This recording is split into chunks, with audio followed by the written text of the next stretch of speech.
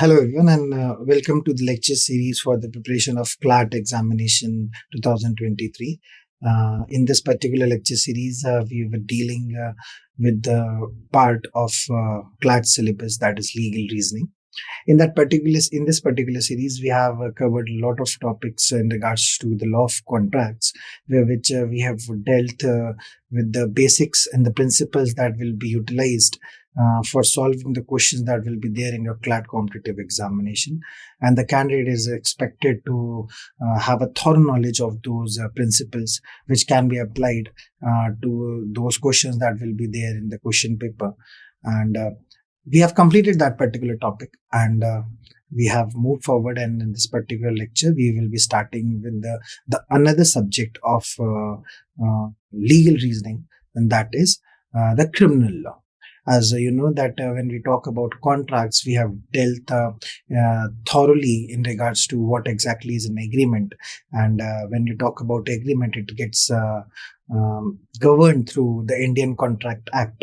But what happens whenever there is any criminal activity in the society? How a crime is defined, how the criminal is punished, what exactly is the procedure that needs to be taken care of, what type of act constitute a crime, whether act which is morally wrong but legally correct can be constituted as a crime or not. If there is a responsibility of somebody to do something and he refrains from doing somebody, like take an example of a police official.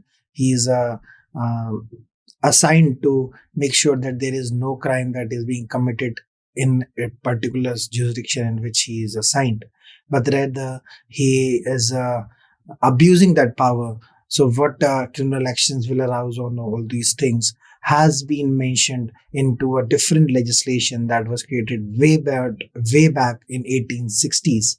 And since then, there has been lots of talks and demands to change that particular legislation. And by the recent update in the parliament and talks of bringing about the amendments in the criminal laws, new legislations has been brought about by the Home Minister, and the committee has been formed. A commission has been formed which are reviewing the current criminal law status and the amendments that has been provided forward by the Home Ministers. And we are expecting that within a few fraction of days or months, you will get to see an entirely new criminal law legislations that has been there in news as of now. But since we are going to deal with the competitive examinations and the underlying principles, because as I've already time and again informed you that the CLAT consortium is not expecting the candidates, or I would rather say the CLAT aspirants, to understand and learn the sections of the legislators that has been made in the different in the different laws that has been created, but rather the underlying principles, which is considered to be the main source or the main object of that particular legislation.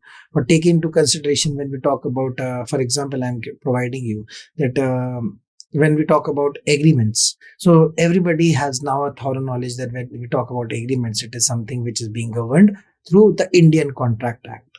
So anytime whenever you have any confusion or conflicts as to what exactly is an agreement, how an agreement can be formed, what are the requisites that one has to take care whenever they are forming an agreement, whether there should be free consent or not, all these informations, all one has to take recourse is to the Indian Contract Act 1872.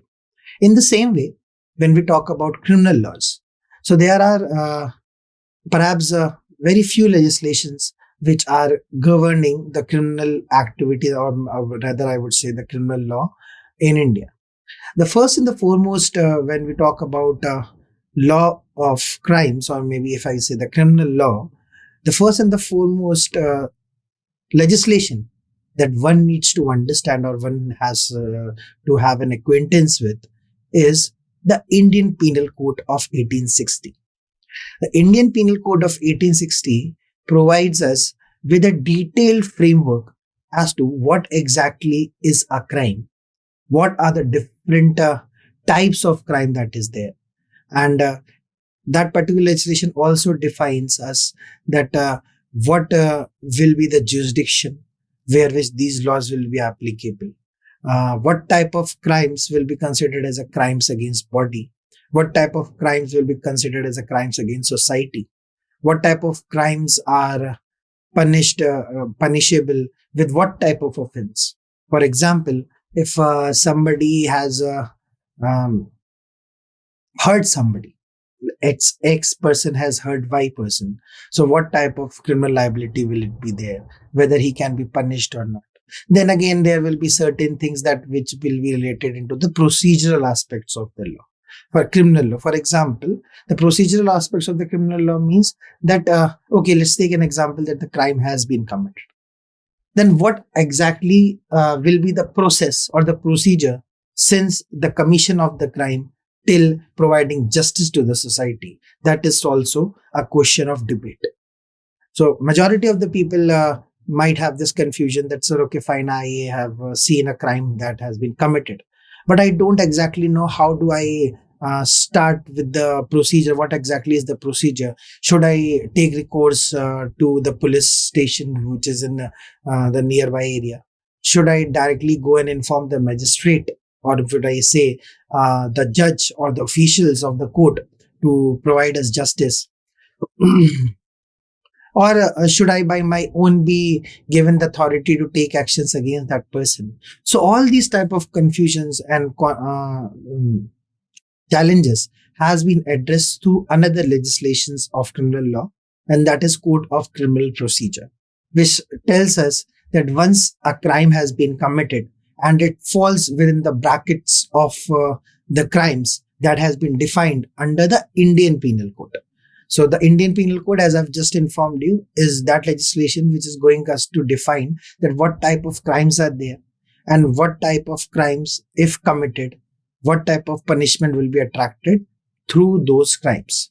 And the Code of Criminal Procedure 1973, perhaps another legislation which talks about criminal law, is going to provide you with the procedure that what one has to do once a crime has been committed, whether he has to go to the magistrate to seek relief, whether he has to go to the police station and seek relief, or there is another method to seek relief in that particular manner, whether the person who has committed the crime should be punished or it should be on the person who has been the victim, that if he wants, and if the accused is confessing or is admitting his guilt and wants that he should be given a second chance. So whether it is allowed for the victim to provide that sort of relief or not, that also has to take care. That has to be taken care of, and that will be taken care by the Code of Criminal Procedure.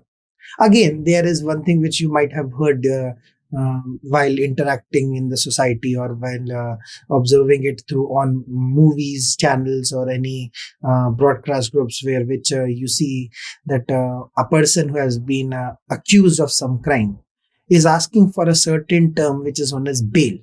So what exactly is bail? Which type of offenses can be considered as offenses where which bail can be granted as a matter of right, whether the accused have the right to get the bail, and what circumstances the bail will be given, and everything. This also has been mentioned under the Code of Criminal Procedure. So once we have understanding, okay, this is the crime that has been committed, and this is exactly the process that has to be followed. So after understanding that what is the crime that has been committed by the Indian Penal Code 1860, and by understanding that what process has to be applied in order to get justice through Code of Criminal Procedure 1973, one has to understand that whenever we talk about criminal law, we have to understand a very strong, very important yet basic principle, and I would like to explain it to you. And that principle is, so the first and the foremost principle that we need to understand is, whenever we talk about criminal law, there is a principle which says that innocent until unless proven guilty. So whenever we have anybody who has been allegedly, let's take an example. There is a person X who has been allegedly accused of killing Y. So when we say allegedly, what we mean is that it is without any proof. So anything which is without the proof is considered to be allegedly. So the doubt that majority of the candidates have is whether X will be considered accused or he will be given opportunity to explain his story or justify his act. So whenever we talk about any person who will be considered as an accused, one has to make sure that it is not allegedly, but rather with proofs. Because we follow the Latin maxim of innocent until unless proven guilty, which specifically means that every person whomso have been allegedly accused of committing a crime, the presumption that the court will seek whenever this type of dispute has been arisen in front of him, it is that the person against whom these any of the offenses has been made and he's been accused of those offenses, he has not committed those offenses until unless there is proofs which can show that yes, this person has been involved in this particular act. So when we say proofs, there is another legislation which helps us in understanding how a fact, anything that has been done, can be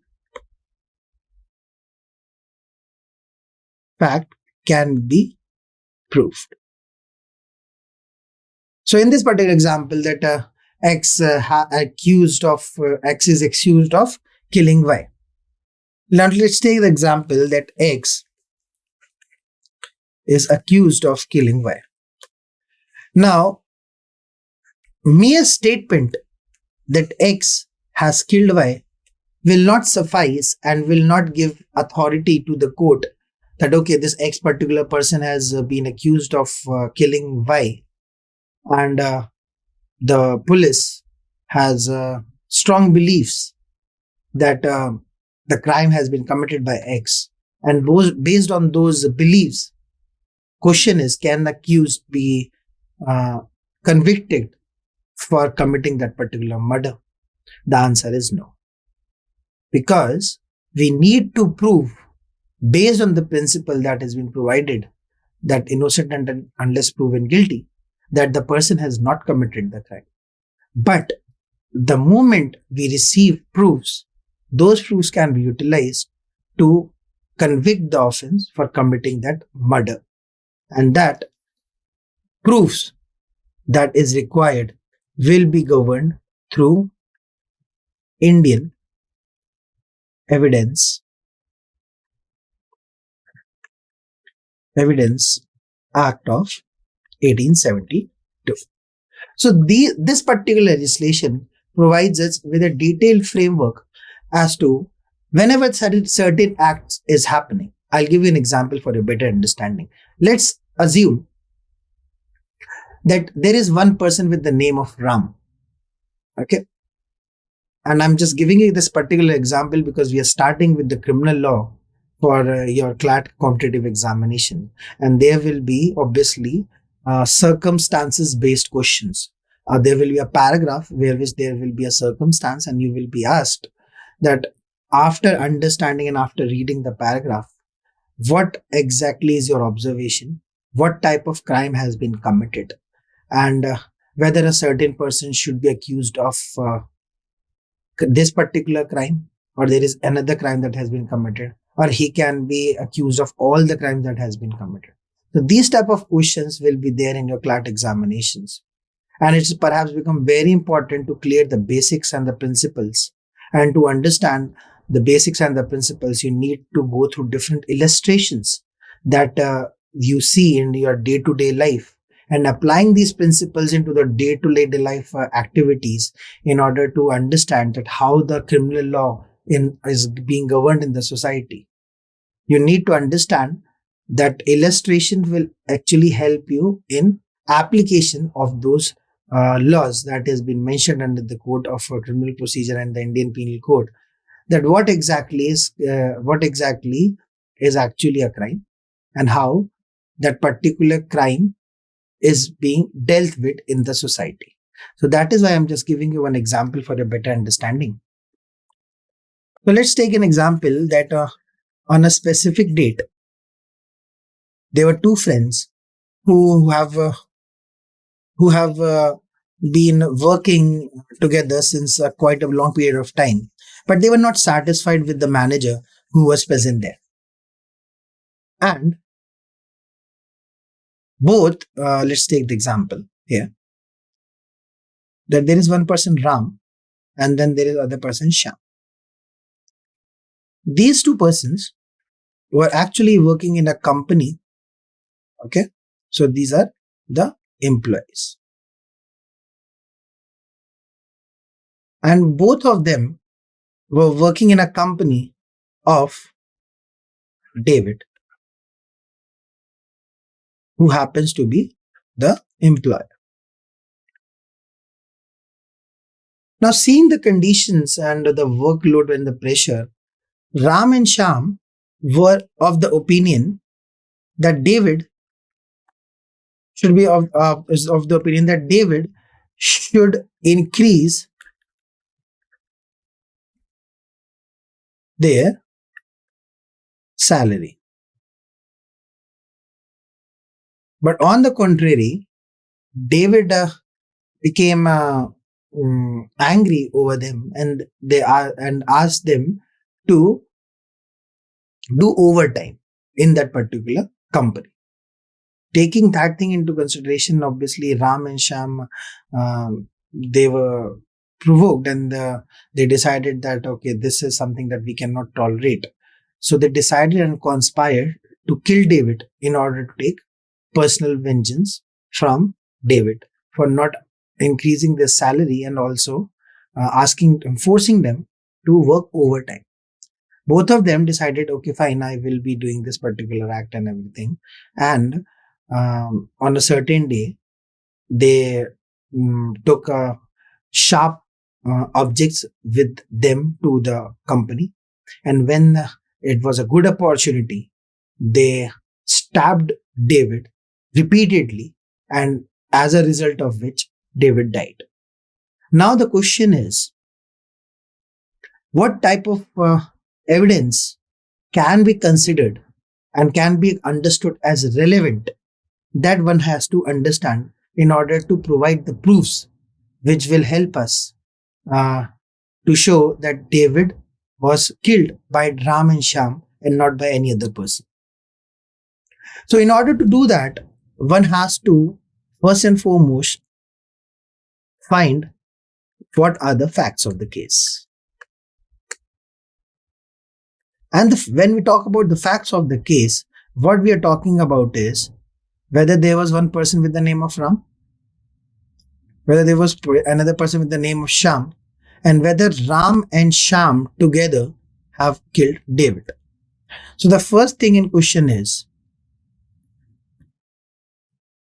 Ram and Sham,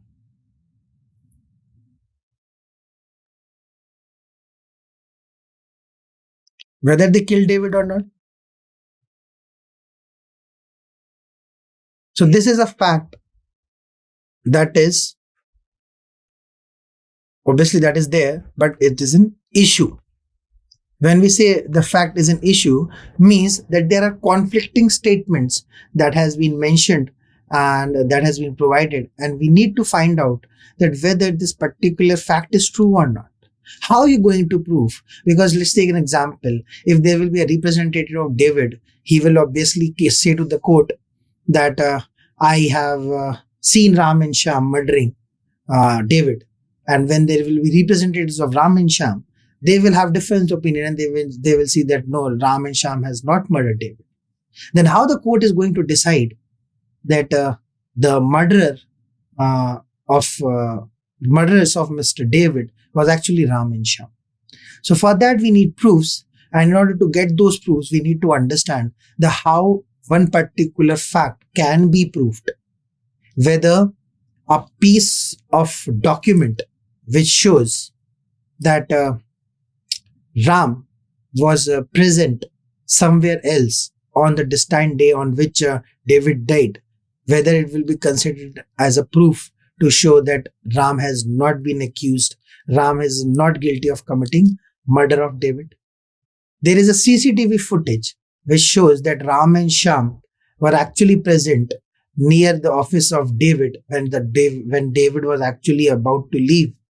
Whether this particular evidence can be considered relevant to prove a fact that Ram and Sham has murdered David, or whether Ram and Sham was humiliated by David, and that particularly was seen by the rest of the employees, can be considered as a relevant source of evidence to prove a fact that Ram and Sham has killed David.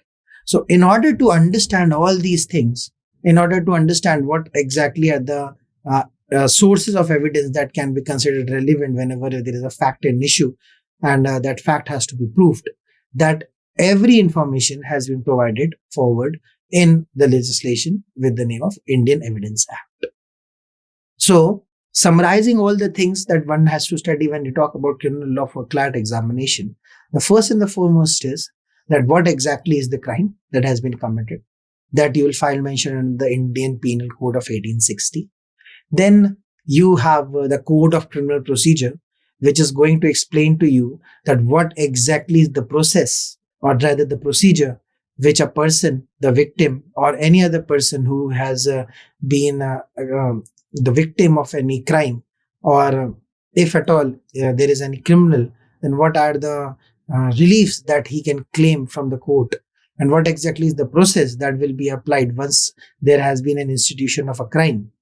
That all has been mentioned under the Code of Criminal Procedure of 1973. And when we talk about the evidences that needs to be procured, if somebody needs to prove that the XYZ person is accused of committing a certain crime, then all those facts which has been done in a particular day of commission of the crime will be considered to be relevant, and evidence can be given for that particular crime that was committed. When all these three combined, they provides an efficient mechanism to address the crimes that is being committed in the society and to punish the wrongdoer who has been involved in such crimes. With this, we will be starting with our lecture series of criminal law, and I've just explained you a brief as to what are the different legislations when we that we are going to deal with when you talk about criminal law. And with that, I would like to come to the screen where which I will just give you a definition of what exactly a crime is. And if you can see the screen, it has been clearly, let me just change the color for you for your better understanding. Yes. So if you can see the screen, the crime that has been mentioned is an unlawful act, and this unlawful act is punishable by the state. Now there is one illustration which I would obviously like to showcase in front of you, and there are two illustrations. Okay, first and second. So the first one is that X was drowning in a swimming pool,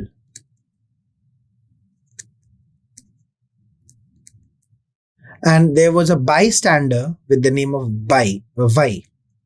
Okay, so X was drowning in the pool, and there was a person with the name of Y who was a bystander there, who was just standing there, and he saw X drowning, but he didn't do anything.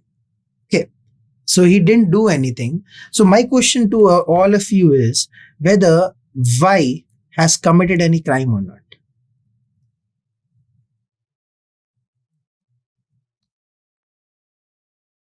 Whether they have committed any crime or not.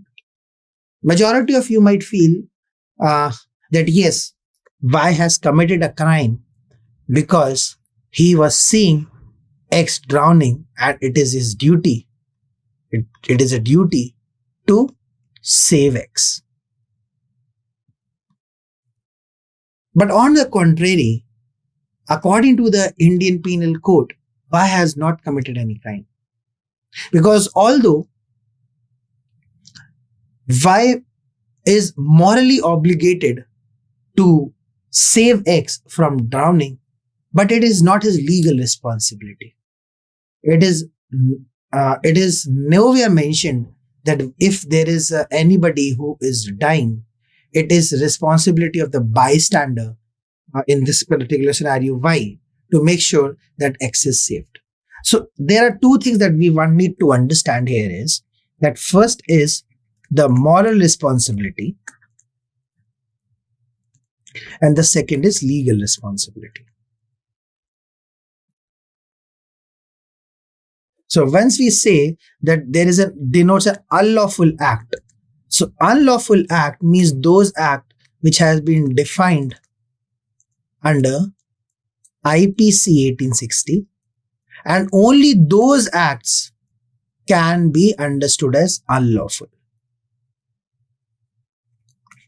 Here, X drowning in swimming pool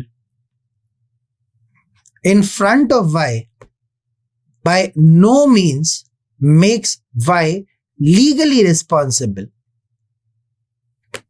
of committing any offense. Because what Y did was he refrained from helping X, but he hasn't done anything wrong. Because according to the law, it is not his duty to save X. Okay, now let's take another example. And here, there is one person with the name of X. Again, X is drowning in the swimming pool.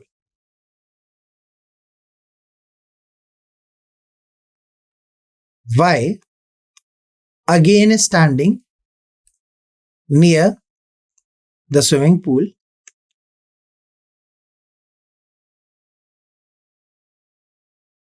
and he doesn't save X from drowning. But in this particular instance, in this particular example, Y was the swimming coach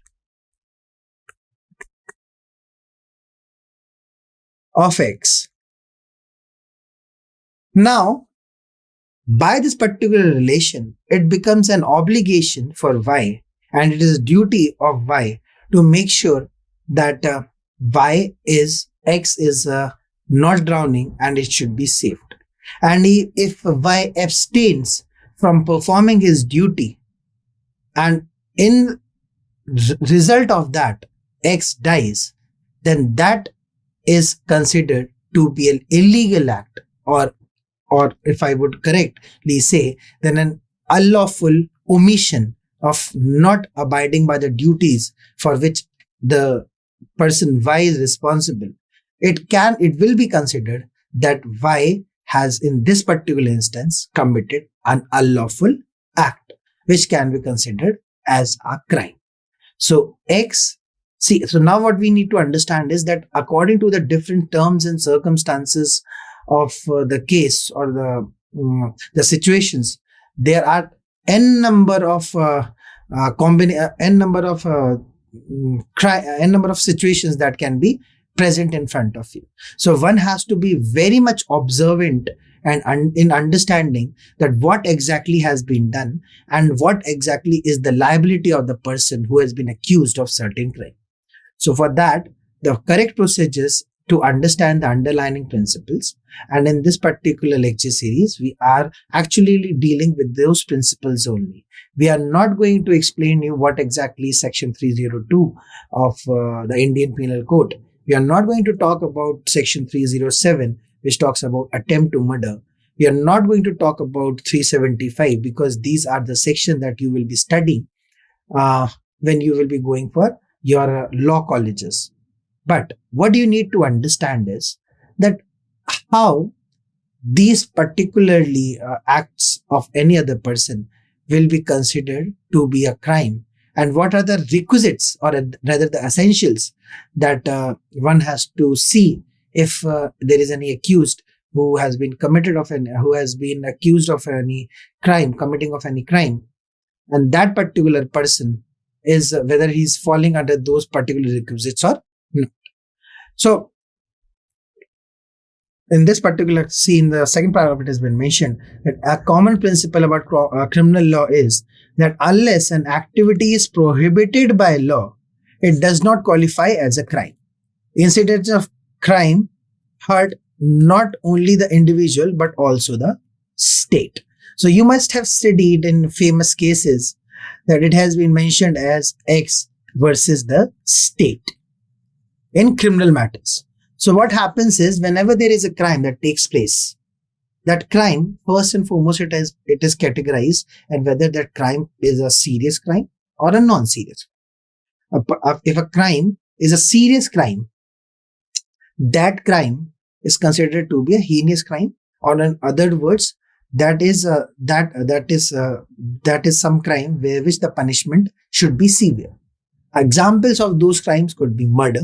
Murder is a very severe crime. Rape, it is considered to be a very severe crime. Dacoity is considered to be a very serious crime. And these type of acts is considered to be serious in nature and where which the punishment is very high. If you murder somebody, you can also hang till death. If you rape somebody, you can be punished for a life imprisonment, and also death penalty can be avoided. So all these type of serious crimes are categorized in a different way, and that categorization obviously we're going to talk. There are certain terms that one has to understand whenever we are talking about the criminal laws, and these terms, as we have studied in our Indian contract, right, in the same way we are going to study those terms which will be repeatedly used whenever we are understanding the law of crimes. So the first and the foremost things that you need to understand is that any law, any act, until unless forbidden by law, any act, if forbidden by law, only then there is a criminal liability. In that particular example which I've just given to you, that Y was just standing near the place where X was drowning. So it doesn't become such a responsibility to act. And even if he abstains from acting to save X from drowning, all he has done is a moral wrong, but there is no criminal liability. But as in the second example, as you can see that the Y was being the swimming coach. So it becomes a responsibility, and such acts are forbidden and punishable by law, because it is the duty of Y to make sure that X doesn't drown, but he does that act. So he abstains from doing a certain act which he was obligated to do, and that also is punishable by law. So the body of rules, which I've just explained it to you, that the body of rules of the crime which deals with the imposing of punishments of crime are known as the criminal law, and the criminal law is subcategorized according to the needs under the IPC 1860, which is known as the Indian Penal Code of 1860. Then you have Code of Criminal Procedure,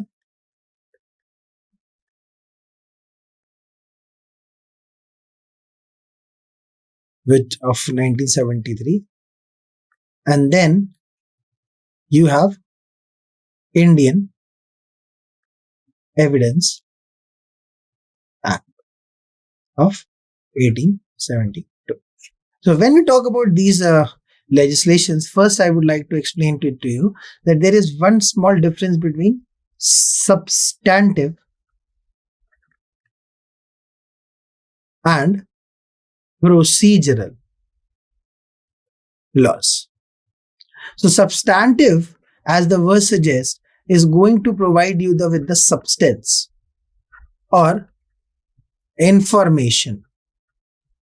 All those laws which are going to provide you the substance or the information, like the code of the Indian Penal Code, it is a substantive law. The Constitution of India, it is a substantive law. But when we talk about any legislation which is going to provide you with the procedure, that one has to go to the police if they want to get a complaint registered, or they want a filing of an FIR in case of a cognizable offense. Now understand, there is one more word I just spoke up, and that is cognizable. So we will be also studying about what is cognizable and non-cognizable offense. But rather that we'll be studying afterwards. So it is the subcategory of crimes. What does that mean? It means that once a crime has been committed, it can be categorized as whether that crime is a cognizable offense or it is a non-cognizable offense. When we say cognizable offense, what we mean is that those offenses are grave in nature.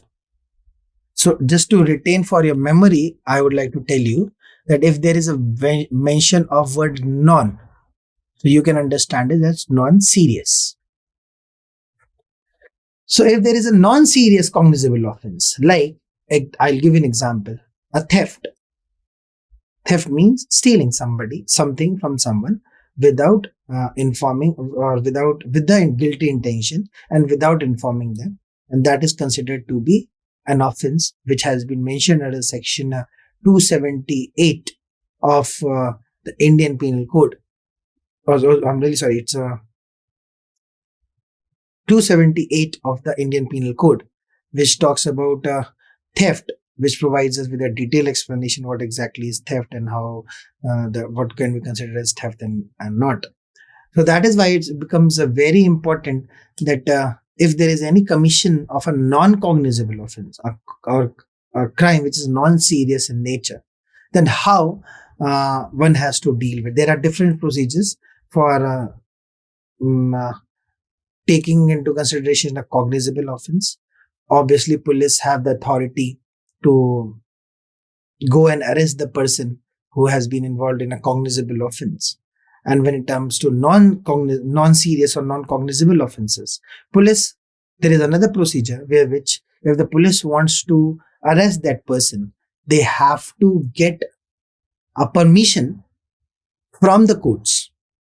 The court will issue an order which informs that a particular person has been warranted, or rather a warrant has been issued against a person for his involvement in a non-serious offense, or if I say non-cognizable offense. And once the police has that particular warrant, they can even punish a person for non-cognizable or non-serious offenses. So that particularly is a little brief about what is cognizable offense and what is non-cognizable offense. So obviously, we are going to study it in our later stages, but you need to get a rough idea. So but let's come back and let's understand what exactly is the substantive law. Just informed. Procedural law is those laws which provides us with the procedure, that what exactly has to be followed. Example could be the Code of Criminal Procedure of 1972. Okay, let's move forward. So first and foremost, what do you need to understand? What are the things that one has to go through if you talk about legal reasoning for CLAT examination? The first and the foremost thing that one has to understand is the categories of crime. Then we'll talk about the stages of crime. Obviously we'll understand the elements of crime. And then we will talk about the intentions and the motive. Why we are talking about intention of motive? The reason is there are questions based on the intention and motive, that what exactly do you understand by what is the intention of the other person in this particular paragraph, or whether what is the motive. And the candidates get confused. They eventually think that intention and motive are the two and the same things, but it is not true in the current aspects. So intention is something which is any act that you do in order to achieve a particular goal, and that particular goal is considered to be the motive. So intention is any act that you do, or number of acts which you do in order to get to a particular goal. So that particular goal becomes your motive, and the acts that you have done in order to achieve that motive is known as the intentions. So let's move forward and let's quickly understand what are the categories of crime. So whenever we talk about categories of crime, according to the Indian Penal Code 1860, there are around 23 chapters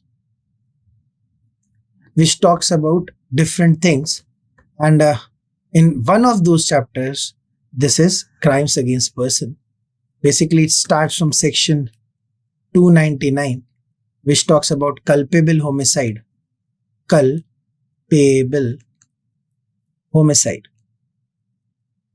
And my dear students, you need not worry about what exactly is culpable homicide. Obviously, we're going to discuss in our lectures to come what exactly is culpable homicide. You might have heard the word, you might not have heard the word.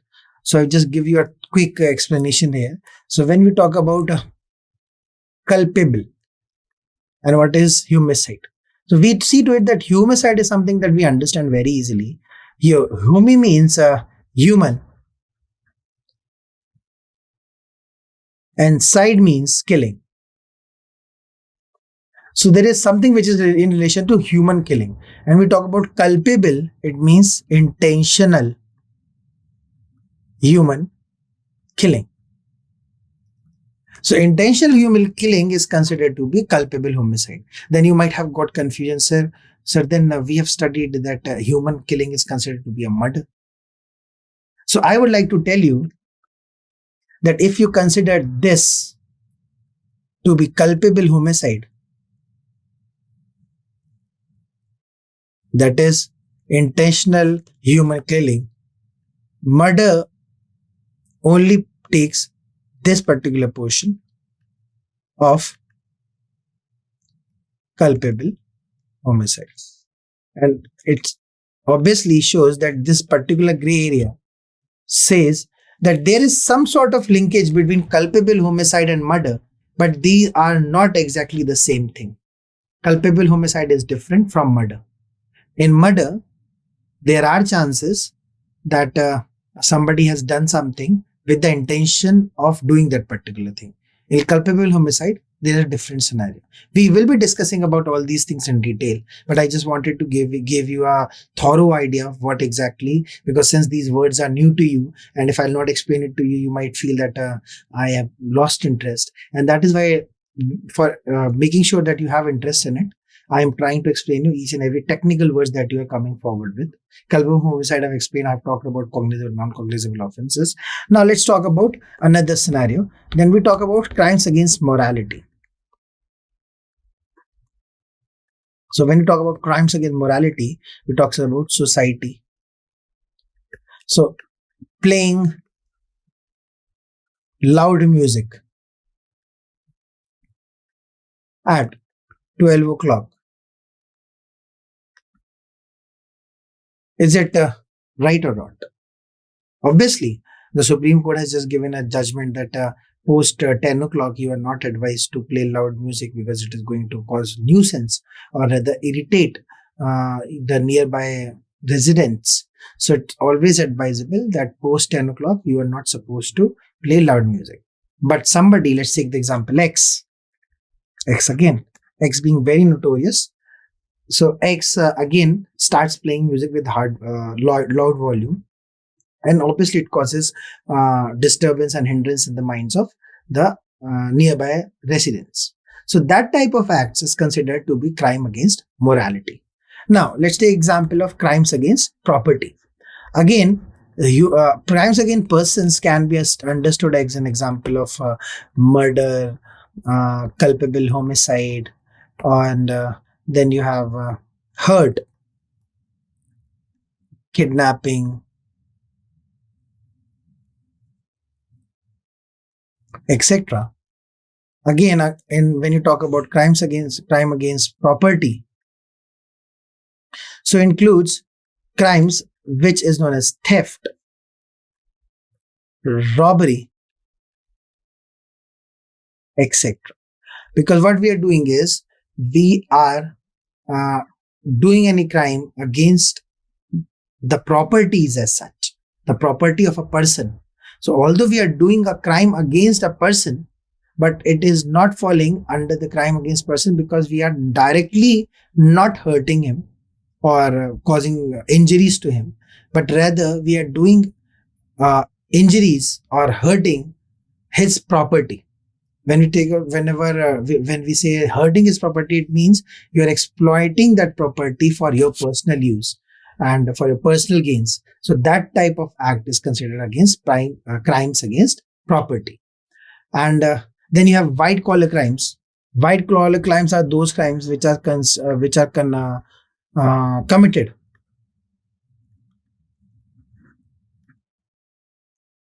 by people involved in who are involved in bureaucracy, which means who have authorities like police, judge, any person of high repute.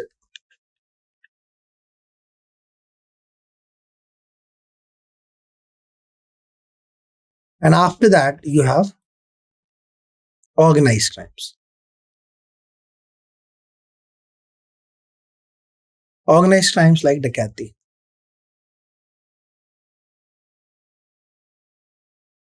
Those crimes where which there was a conspiracy that is taking place, each and everything was set up, and with the ulterior motive of stealing something from a person on by extorting that person by using uh, weapons which can be fatal for life, and using these type of weapons in order to procure uh, by extorting that particular property from a particular person. That type of offense is considered to be dacoity, which is also organized crime. And one quick fact here also, then when we study dacoity,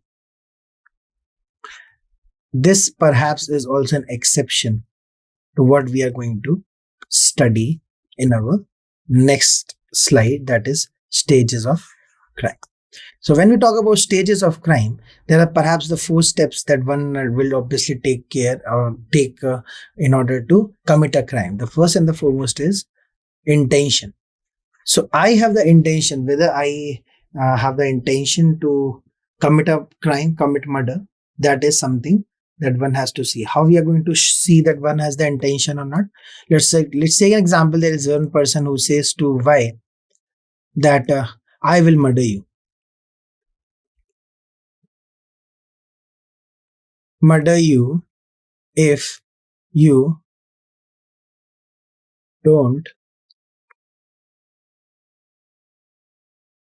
give to me your car.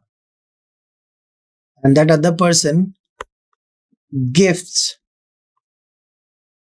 a car to another person.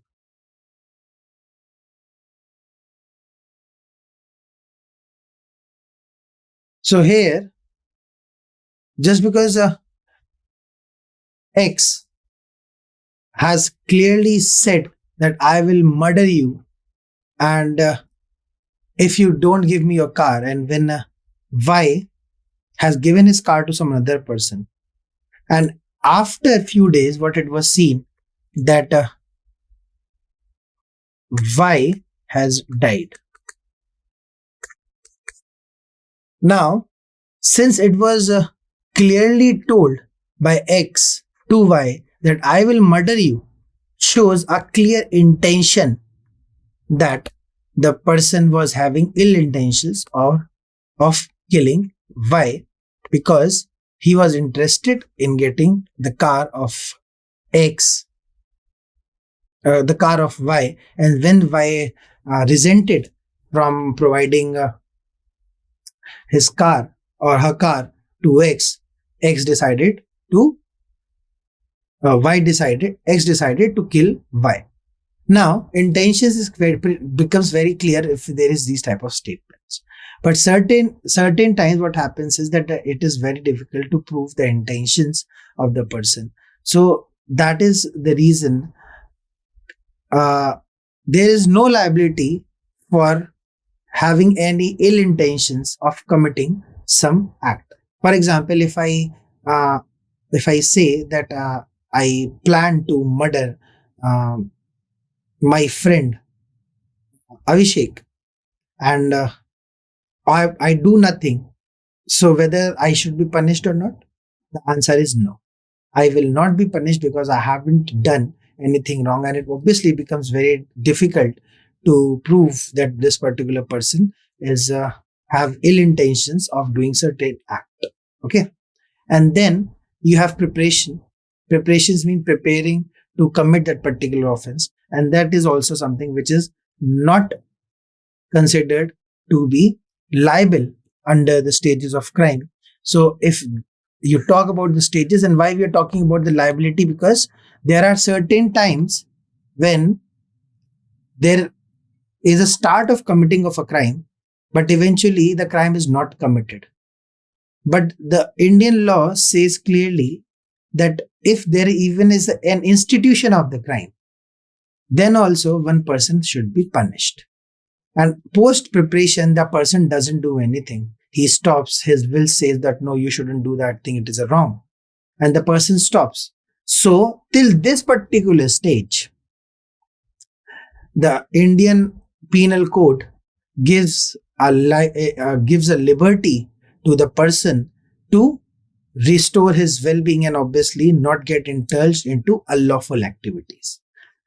But post preparation, after the preparation has been done and still the person is persistent in continuing with that unlawful act, and in that persistency he attempts to commit that particular act, at that point of time it is being seen that the person becomes liable, because you will find mentioned under section 511 of your Indian Penal Code, which says that any attempt of committing an offense that has been defined under the Code of Indian Penal Code and which has not been mentioned specifically under the code, that particular attempt shall also be punished in the same manner as if the crime has been committed. So the third stage of the crime, where which an attempt has been taken, it showcases that the person has an intention of killing or doing any harm or doing any act which is unlawful in nature, and in order to commit that particular thing, he attempts for that act to be done. And since that point of time when the attempt has been done, it becomes the liability or the criminal liability against the person who has committed the offense, and he can be punished for the same. And after that attempt, if the attempt is successful, it will be considered as commission. And if the commission is not successful, it will only be restrained to attempt. But what we need to understand is that attempt and commission arises liability, and in this particular scenarios, generally, I'm not saying 100%, but generally this principle is followed. And the exception of this is dacoity.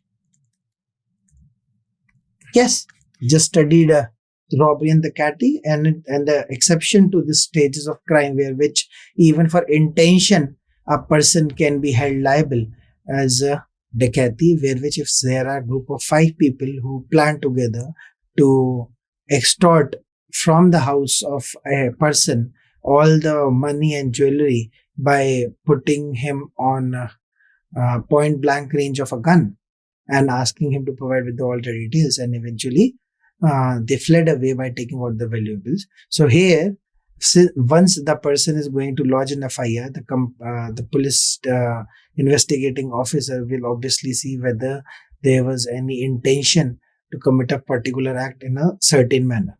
And when you talk about dacoity, it is nothing but a conspiracy against a specific person to do a certain act which is going to affect his well-being or his well-being of his society or well-being of his property. So what we have understood here is that these stages of crime helps us in understanding that to what extent a person can be held liable if these are the stages of the crime. In majority of the scenarios, intention, if it is at all there, is not considered to be important. Just by having an ill intentions, it cannot be considered that you have committed a crime, because you cannot control the thought process of any person. If a person have ill facts, obviously he will psychologically also he will be going against any person who has been his enemy, and there might be an intention that I wish to kill somebody, but if you all have never done it, then it cannot be considered to be a crime. So with this, I would like to acquaint you with the two important things, which is obviously the guilty act and the guilty mind. So the guilty act is known as actus reus. This is a Latin term which means act done. Act done. And when we talk about mens rea, it is called guilty mind. And in order to commit, if we want that the crime has been committed, one has to prove that there was actus reus plus mens rea. So if somebody proves that there was mens rea and there was actus reus,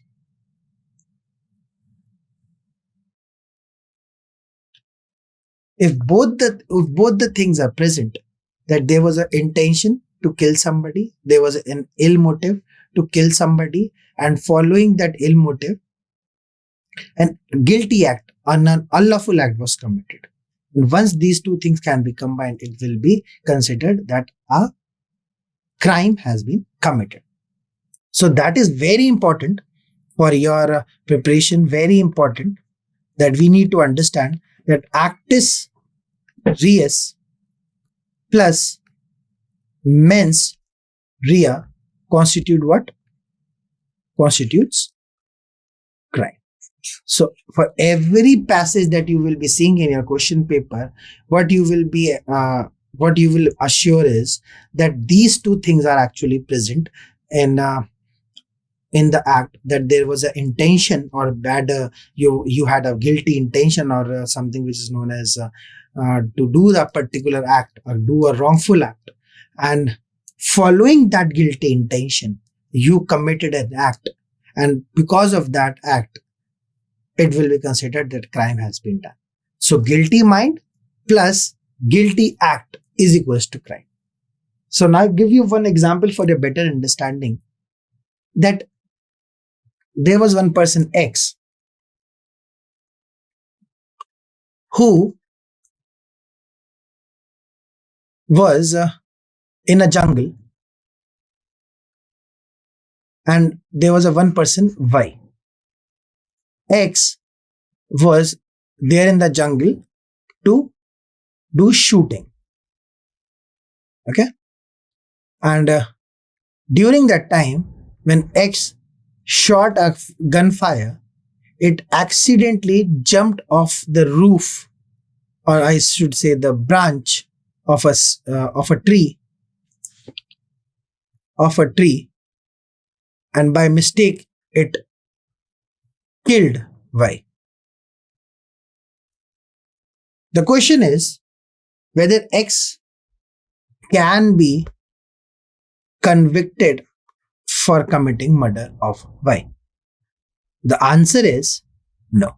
Why? Because there are chances that you might consider that there was a guilty act that was done by X. But what we have to assure is that there was no guilty mind. No guilty mind. Because X went to the jungle just to do just to enjoy shooting, but rather because of an accident which there was no intention at all by X to commit murder of Y. Because of the accident, the gun had fired a bullet which got into Y and it obviously killed Y.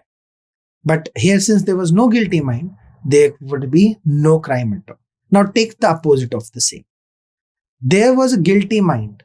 I had the intention of robbing a bank, but I haven't done anything so far in regards to commission of that particular crime.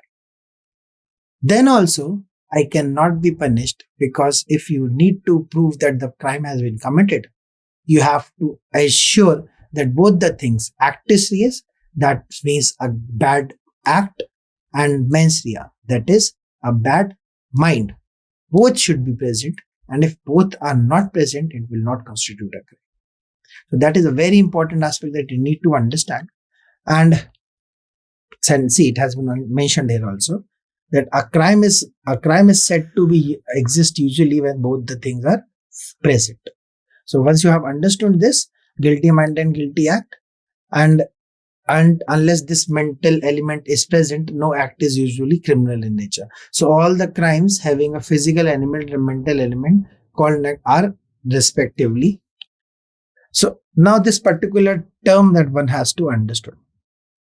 Actus non facit reum nisi men sit rea. This is a Latin maxim which says that unless there is no guilty mind, then it is also legally blameworthy. Means that an act does not make one guilty unless the mind is also legally blameworthy. So if you don't have mens rea, even if there is an act that was unlawful in nature,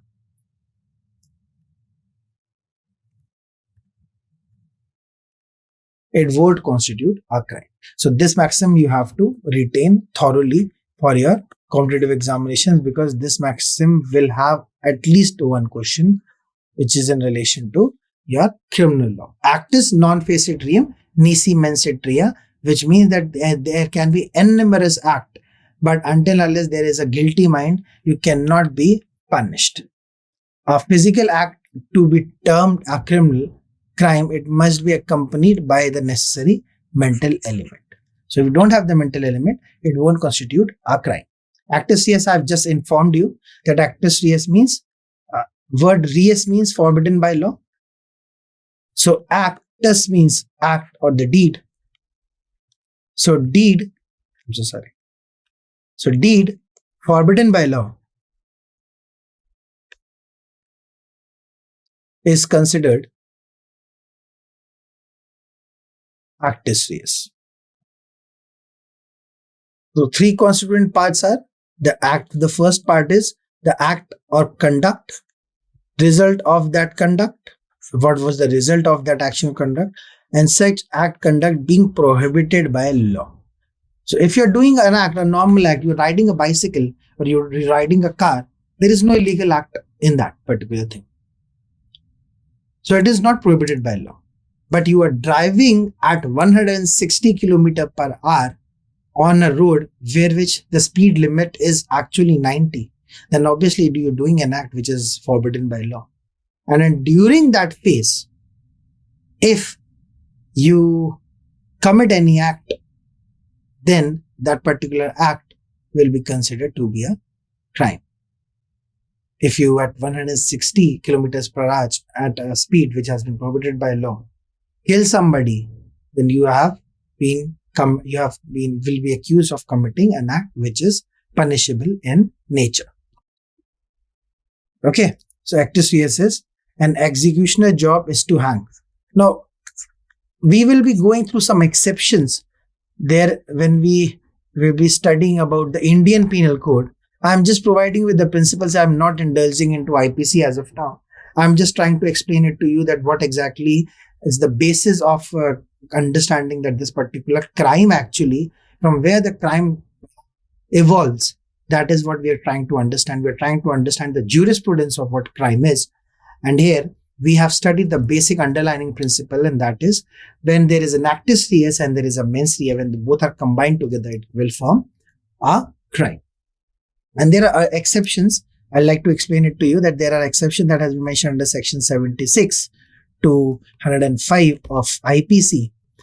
Obviously, you're not supposed to study, but the principles behind it, I will explain it to you for that you can, so that you can understand that if at all there is an act which prima facie is looking to be an act guilty or forbidden by law, but the facts and the circumstances shows that they fall under an exceptions, then it is not a crime according to the Indian Penal Code. The illustrations of the same is that killing somebody is obviously a crime. But let's take an example of an army personnel who has been involved in killing the terrorist. So let us know that, let's assume that that particular person is not a terrorist, but rather a citizen of India. And an army person thinking in good faith that he is the terrorist who has come from the different territory and he's from the foreign land, is going to harm the countries as such or the state as such. He opens fire at that particular person, and as a result of which the person dies. Then also an army person is not subjected to any sort of crime, because his act of killing a person, if he believes it in good faith that the person is a terrorist, so that thing obviously will not constitute a guilty mind, and that particular actus reus, has not been committed. Okay, ill intention, that has been clear. And that I explained it to you. Intention and motive has also been explained.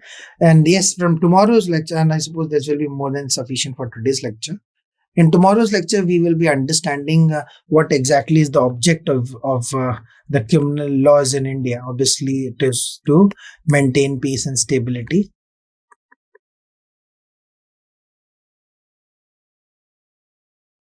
And obviously, what are the sources? The sources have already been dealt with: Indian Penal Code, Criminal Procedure Code, and Indian Evidence. So these basically form the major laws. And apart from the major laws, there are small specific laws or the local laws also. And these specific laws or the local laws can be the state legislation, the Prevention of Corruption Act, Food Adulteration Act, Dowry Prevention Acts, Commission of SATHEE, etc. So these are the local laws that also helps us in understanding that if there is any act that has been forbidden by law, then what will be the punishment for the same. So with this, I have just given you an outline structure of what criminal law is.